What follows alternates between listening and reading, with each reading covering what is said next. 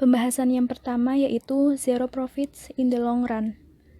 Zero profit ini memiliki arti bahwa perusahaan memperoleh pengembalian atas investasinya, yaitu tidak merugi dengan berinvestasi pada modal. Zero profit atau laba ekonomi nol bukan berarti kinerja perusahaan kurang memadai, akan tetapi karena industrinya yang kompetitif. Zero profit ini juga biasa disebut dengan normal profit. Pada pembahasan long run terdapat dua asumsi. Yang pertama, produsen dapat mengubah input kapasitas produksi. Yang kedua, kesempatan bagi produsen lain untuk keluar masuk pasar tanpa ada hambatan. Nah, dalam zero profit in the long run ini, kita menggunakan asumsi kesempatan bagi produsen lain untuk keluar masuk pasar tanpa ada hambatan.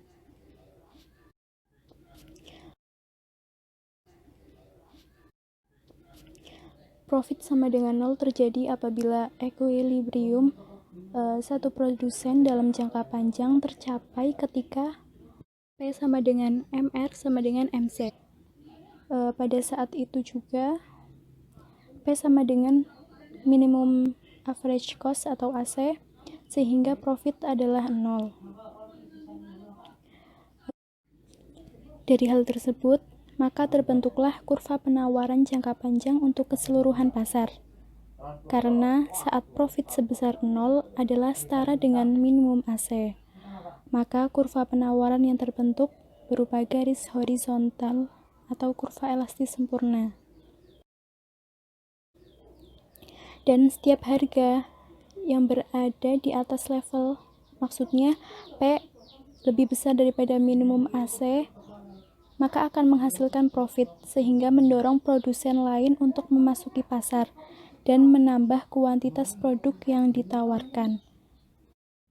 Namun apabila harga di bawah level atau P kurang dari minimum AC, maka ini akan mendorong produsen keluar pasar atau mengurangi kuantitas penawaran suatu produk. Untuk lebih jelasnya kita perhatikan kurva berikut. Di sini terdapat dua kurva. Yang sebelah kiri adalah kurva pasar dan yang sebelah kanan adalah kurva perusahaan. Kita perhatikan equilibrium terdapat pada titik P2 dan Q2 atau P sama dengan MR sama dengan MC atau P sama dengan minimal AC. Ketika P1 atau harga lebih besar daripada minimal average cost dengan Q1 mendorong perusahaan lain untuk masuk ke dalam pasar. Dengan banyaknya perusahaan yang masuk ke dalam pasar, maka akan menambah kuantitas produk yang ditawarkan. Sehingga harga pasar akan turun, yang itu artinya keuntungan ekonomi turun bagi perusahaan yang baru maupun perusahaan yang sudah ada. Ditunjukkan dengan kurva penawaran yang bergeser ke kanan dan harga kurang dari minimal average cost. Hal ini membuat produsen keluar pasar atau mengurangi kuantitas penawaran produk. Maka kurva penawaran akan bergeser ke kiri atau kembali ke titik equilibrium atau P sama dengan MR sama dengan MC atau harga sama dengan minimal average cost. Yang pada saat tersebut profit adalah 0 atau normal profit yang membuat produsen akan masuk atau keluar pasar. Contoh realnya yaitu di pasar mangga. Awalnya harga mangga normal. Namun ketika mangga itu banyak diminati dan pedagangnya masih sedikit, maka harga mangga itu akan naik sehingga para pedagang memperoleh keuntungan ekonomi yang tinggi. Tingginya keuntungan ekonomi akan membuat pedagang lain untuk masuk ke dalam pasar mangga, sehingga akan ditemukan banyak pedagang mangga yang otomatis kuantitas penawaran mangga itu akan naik, sehingga membuat harga mangga itu turun. Apabila turunnya harga mangga ini di bawah average cost, maka keuntungan ekonomi akan turun. Hal ini akan membuat pedagang mangga keluar dari pasar, yang itu artinya kurva penawaran akan bergeser ke kiri, kembali ke titik normal, yaitu harga sama dengan minimal average cost, sehingga profit adalah 0 atau zero profit. Selanjutnya, kita perhatikan terbentuknya kurva penawaran di pasar persaingan sempurna. Yang sebelah kiri ada kurva equilibrium produsen individual, yaitu ketika harga sama dengan minimum average cost, yang dalam jangka panjang produsen akan masuk atau keluar pasar ketika keuntungan 0. Selanjutnya, kurva yang sebelah kanan menunjukkan kurva penawaran jangka panjang di pasar persaingan sempurna, yaitu berupa garis lurus mendatar atau elastis sempurna.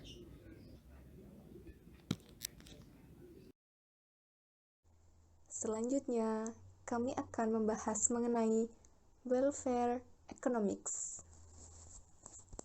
Surplus ekonomi merupakan konsep ekonomi yang merujuk kepada keuntungan yang diperoleh individu atau kelompok ketika mengkonsumsi barang atau memproduksi barang pada pasar yang berfungsi dengan benar.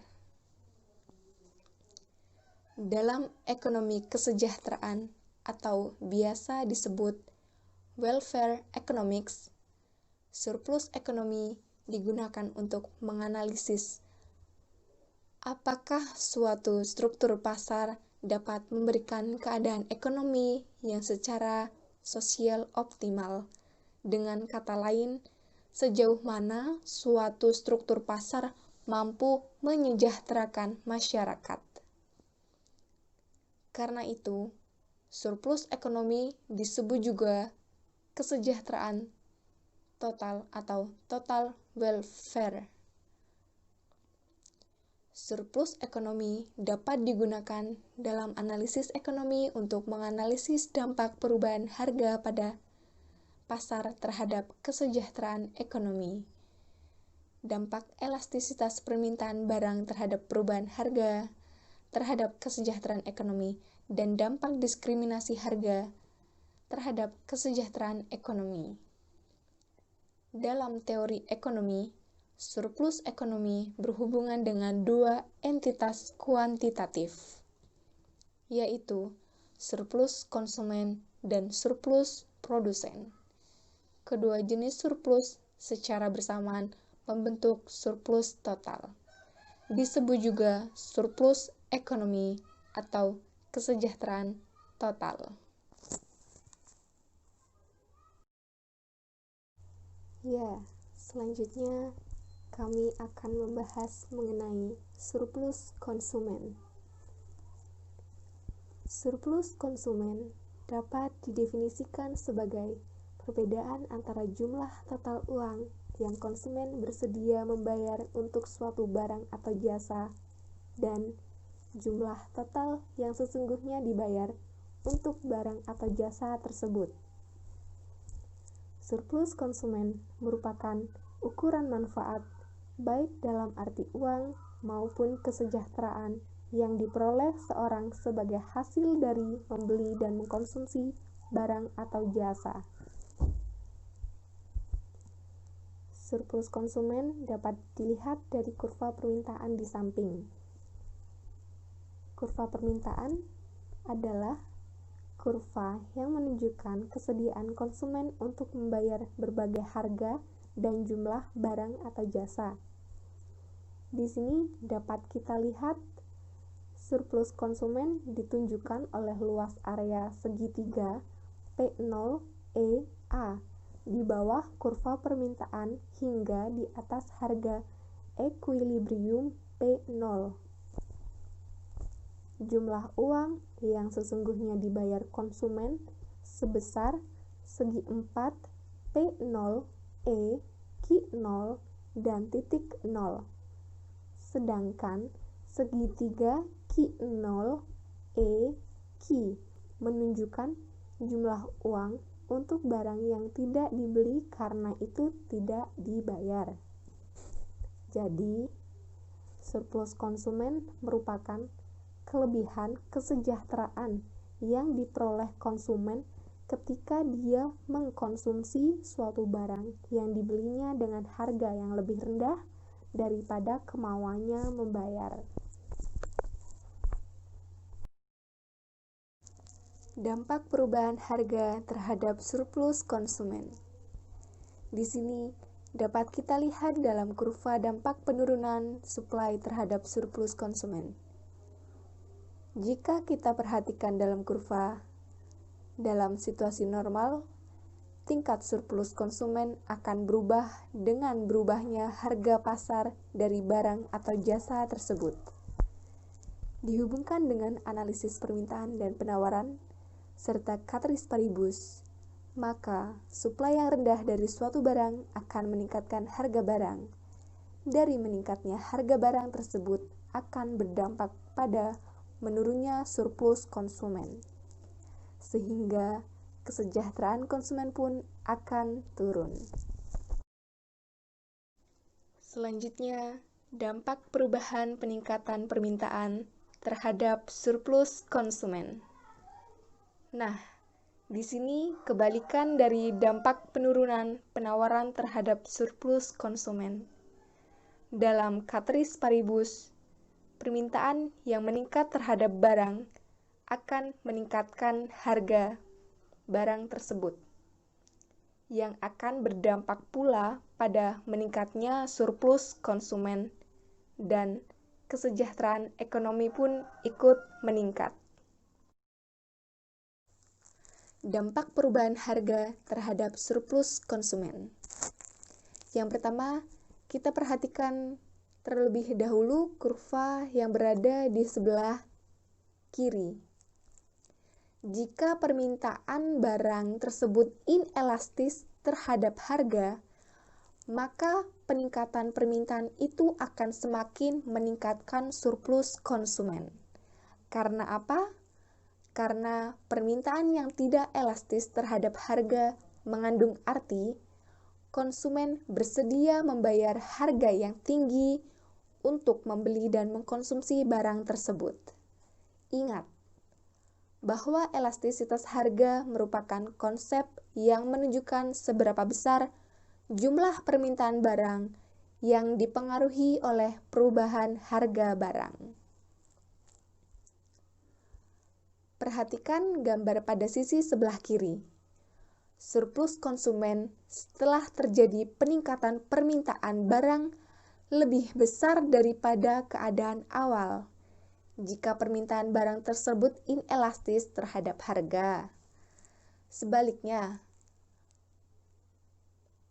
jika permintaan elastis terhadap harga, maka konsumen tidak bersedia membayar harga tinggi untuk barang tersebut, sehingga surplus konsumen tidak banyak berubah. Perhatikan gambar pada sebelah kanan. Surplus konsumen setelah terjadinya peningkatan permintaan tidak banyak berubah dibandingkan dengan keadaan awal jika permintaan barang tersebut elastis terhadap harga. Surplus konsumen dan diskriminasi harga. Surplus konsumen dapat digunakan untuk menganalisis dampak diskriminasi harga. Diskriminasi harga merupakan perilaku ekonomi yang menerapkan harga yang berbeda dari barang yang sama untuk segmen konsumen yang berbeda, dengan alasan yang bukan merupakan biaya. Diskriminasi harga memungkinkan perusahaan di dalam ekonomi untuk mengambil keuntungan dari surplus konsumen. Pada diskriminasi harga tingkat pertama, disebut juga diskriminasi harga sempurna. Perusahaan tidak mengenakan harga yang sama untuk masing-masing konsumen. melainkan menerapkan harga yang berbeda kepada masing-masing konsumen yang berbeda berdasarkan maksimum kemauannya membayar. Kemauan membayar konsumen ditunjukkan oleh kurva permintaan yang tertera pada gambar tersebut. Pada diskriminasi harga, perusahaan bisa menerapkan harga yang berbeda hanya jika memiliki suatu kekuatan pasar atau memiliki market power. Misalnya, sebagai satu-satunya produsen, dengan diskriminasi harga perusahaan mengambil surplus konsumen dan mengalihkannya menjadi surplus produsen.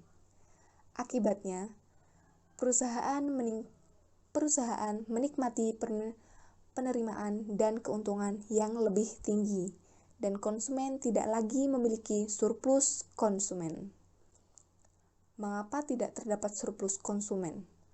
Karena masing-masing konsumen membayar barang dengan harga yang besarnya sama dengan maksimum kemauannya membayar, sehingga tidak ada lagi kelebihan kesejahteraan, tidak ada lagi surplus konsumen.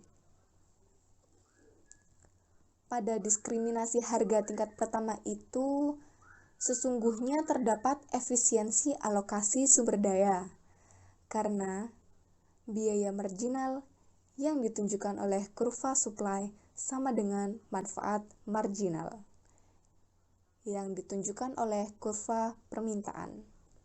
Tetapi, distribusi surplus ekonomi dalam situasi ini sangat berbeda.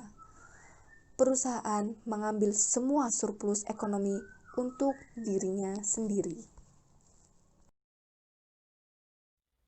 Produsen adalah individu, kelompok individu, atau organisasi yang memproduksi barang atau pelayanan. Surplus produsen dapat didefinisikan sebagai ukuran perbedaan antara jumlah penerimaan total yang sesungguhnya diperoleh produsen dari memproduksi atau menjual barang atau pelayanan di pasar, dan jumlah manfaat atau keuntungan minimal yang produsen masih bersedia menerima dengan memproduksi atau menjual barang tersebut. Surplus produsen dapat ditunjukkan dengan kurva permintaan dan penawaran. Surplus produsen merupakan area di bawah harga pasar di atas kurva penawaran, yakni segitiga P0 EB dari bawah harga ekuilibrium P0 hingga di atas kurva penawaran. Area 0 P0 EH0 merupakan biaya produksi. Dalam situasi normal, tingkat surplus produksi akan meningkat dengan meningkatnya harga pasar dari barang atau pelayanan. Sebagai contoh, jika lapangan pekerjaan meningkat, lalu kegiatan ekonomi meningkat, maka pendapatan masyarakat akan meningkat. Pendapatan yang meningkat akan meningkatkan kemampuan membayar, sehingga memungkinkan terjadinya peningkatan permintaan. Kurva ini merupakan dampak peningkatan harga terhadap surplus produsen dan surplus konsumen. Jika harga meningkat, maka surplus produsen akan meningkat. Sebagian atau seluruh peningkatan surplus produsen itu diambil dari surplus konsumen, tetapi peningkatan surplus produsen tidak menyebabkan penurunan surplus konsumen. Sebagian surplus konsumen yang diambil oleh produsen terkompensasi oleh peningkatan konsumsi barang yang didorong oleh peningkatan pendapatan. Surplus produsen dapat ditingkatkan dengan melakukan diferensiasi produk. Diferensiasi produk merupakan suatu strategi pemasaran bisnis agar perusahaan memiliki keunggulan daripada pesaing, dengan cara membuat atribut fisik, fitur, atau substansi suatu produk berbeda dengan produk alternatif lainnya. Ada beberapa cara melakukan diferensiasi produk, diantaranya adalah mempromosikan keunggulan kualitas produk dan melakukan branding. Diferensiasi produk merupakan sebuah strategi pemasaran bisnis yang dapat digunakan perusahaan agar bisa mengenakan harga yang lebih tinggi, sehingga meningkatkan surplus produsen. Persepsi konsumen yang berbeda terhadap produk yang sama sebagai akibat dari diferensiasi produk memungkinkan produsen mengenakan harga yang lebih tinggi, sesuai dengan kemauan membayar konsumen. Lalu selanjutnya ada pengaruh pemerintah terhadap pasar. Pengaruh pemerintah terhadap pasar ada dua, yaitu kebijakan kontrol harga dan pajak. Kebijakan kontrol harga dibagi lagi menjadi dua, yaitu price ceiling. Price ceiling artinya ketetapan harga maksimum terhadap barang dan jasa atau harga eceran tertinggi. Lalu ada juga price floor atau aturan harga minimal terhadap suatu barang dan jasa. Berikut kurva keseimbangan pasar sewa rumah sebelum ditetapkannya harga maksimum. Seperti kurva keseimbangan pada umumnya. Lalu ini kurva keseimbangan setelah ada ketetapan harga maksimum. Apabila harga maksimum lebih tinggi dari harga keseimbangan, maka tidak berpengaruh terhadap market outcome. Jadi keseimbangannya tetap. Lalu ketika harga maksimum lebih rendah dari keseimbangan pasar, maka akan terjadi shortage atau kekurangan. Dalam kasus ini, apabila harga melebihi ketetapan maksimum, dianggap ilegal, dan apabila di bawah ketetapan maksimum, akan menyebabkan shortage yang semakin besar dan harga yang semakin turun. Jadi kalau dalam kurva, harga yang ditetapkan tidak boleh lebih dari 500. Lalu jumlah Hi bisa jadi lebih besar dari jumlah keseimbangan. Lalu untuk price floor, di sini ditampilkan keseimbangan pasar tenaga kerja sebelum ada kebijakan upah minimum sebesar W sebesar 1000 dan L sebesar 500. Lalu ini keseimbangan setelah ada ketetapan harga minimum. Ketika price floor atau harga minimum lebih rendah dari harga keseimbangan, tidak akan mempengaruhi pasar. Ketetapan upah minimum tidak menghentikan kenaikan upah di atas 700. Jadi dalam menanggapi kekurangan ini, upah akan naik sampai kekurangan tersebut habis, yang terjadi pada upah equilibrium 1000. Upah equilibrium sepenuhnya legal ketika dasar harga yaitu upah minimum berada di bawahnya. Lalu ketika upah minimum yang ditetapkan lebih tinggi dari harga keseimbangan, maka akan menyebabkan surplus. Setelah pembahasan mengenai kebijakan pemerintah dalam kontrol harga, kini kita beralih pada kebijakan pemerintah terhadap pajak. Kebijakan pajak atau tax adalah kebijakan yang dibuat oleh pemerintah di mana penjual atau pembeli membayar harga tertentu pada setiap unit barang atau jasa yang dijual maupun dibeli. Untuk mengetahui pengaruh kebijakan pemerintah dalam pasar, kita menggunakan model kurva permintaan dan kurva penawaran. Untuk mengetahui pengaruhnya terhadap harga yang dibayar oleh konsumen, harga yang didapat produsen, serta keseimbangan jumlah barang atau jasanya. Lalu di sini terdapat dua kurva. Kurva yang berada di kiri adalah kurva keseimbangan pasar sebelum adanya pajak, dan sebelah kanan adalah keseimbangan pasar setelah adanya pajak atau setelah adanya penerapan pajak.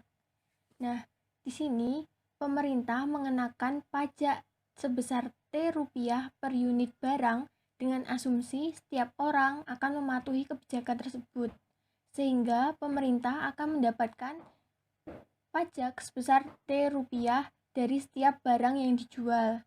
Ini berarti harga barang yang dibayar oleh pembeli harus melebihi harga bersih yang diterima oleh penjual pada saat jumlah pajak sebesar Rp.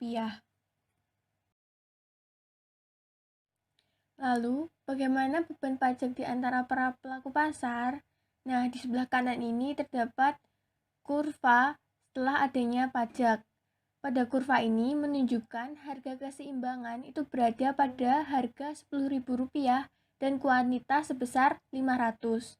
Kemudian PB adalah harga termasuk pajak yang dibayarkan oleh pembeli dan PS sebagai harga bersih yang diterima penjual setelah dikenai pajak. Sehingga PB dikurangi PS, yaitu adalah pajak atau keuntungan dari pajak yang didapatkan oleh pemerintah. Sehingga karena pajak, pembeli akan membayar lebih banyak dan penjual akan mendapatkan keuntungan lebih sedikit. Lalu, bagaimana seberapa besar beban pajak yang ditanggung oleh konsumen? Di sini, konsumen peduli terhadap barang yang mereka bayarkan atau PB. Jumlah yang mereka beli ditunjukkan oleh kurva permintaan yang merupakan kuantitas pada harga PB. Karena adanya penerapan pajak, maka berdampak pada naiknya harga yang harus dibayarkan oleh konsumen. Pajak atas konsumen akan menggeser titik harga equilibrium D ke atas dengan jumlah pajak pada kurva penawaran S2. Harga yang dibayarkan pembeli naik, harga yang diterima penjual turun, dan persamaan Q menurun. Kemudian kita akan membahas seberapa besar beban pajak yang ditanggung oleh produsen. Di sini produsen pun peduli terhadap harga bersih yang mereka terima atau PS. Dengan PS, kuantitas yang mereka jual dan produksi dapat dilihat dari kurva penawaran. Karena adanya penerapan pajak, maka berdampak pada turunnya harga bersih yang diterima produsen, sehingga kuantitasnya berkurang mengikuti kuantitas yang dibeli atau diminta oleh konsumen yang menggeser S1 ke atas pada S2 dengan jumlah pajak. Oleh karena itu, kuantitas yang dijual adalah sebesar 430 sesuai dengan harga PS pada kurva penawaran dan PB pada kurva permintaan. Sehingga pajak atas penjual menggeser kurva S ke atas dengan jumlah pajak mengakibatkan harga yang diterima oleh penjual itu menurun dan persamaan dari kuantitas Q pun menurun. Lalu, siapa dari produsen dan konsumen yang menanggung beban pajak?